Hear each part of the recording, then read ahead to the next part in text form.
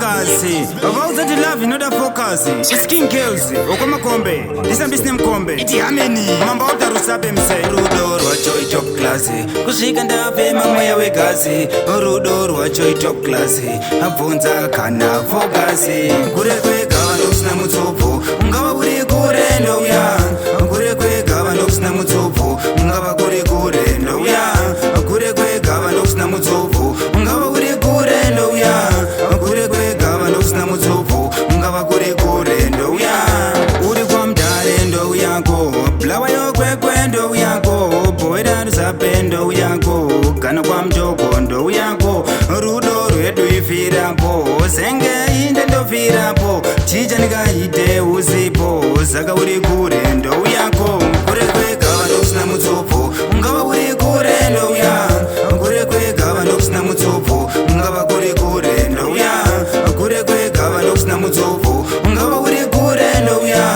Kure kwe gawa noksna mutsopo. Ngawa kure kure ndo ya. Mwene werudo ndiwe. Anondifadza ndiwe. Amaive vana ndiwe. Zvose zvangu ndiwe. Rudo rwacho top class. Kusvika tapema mweya wegazi. Bvunza kana fokasi. Rudo rinoda fokasi. Kure kwe gawa nokusina mutsopo. Ungava uri kure ndouya. Kure kwe gawa nokusina mutsopo. Ungava kure kure ndouya.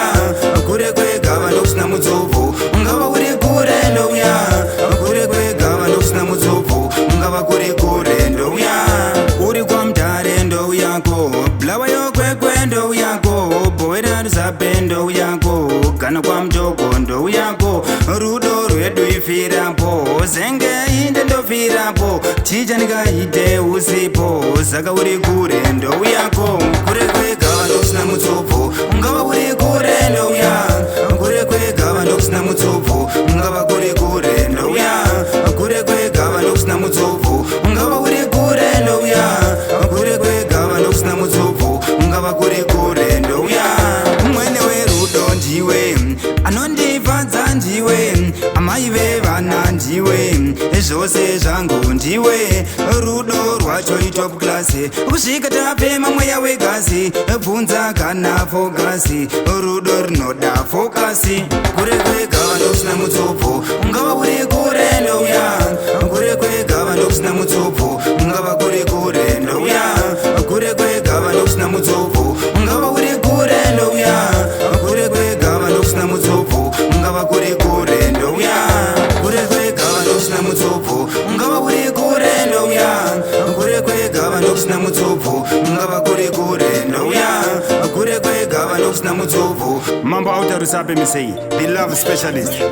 Kure kwe gawa nokusina mutsopo. Iti ameni.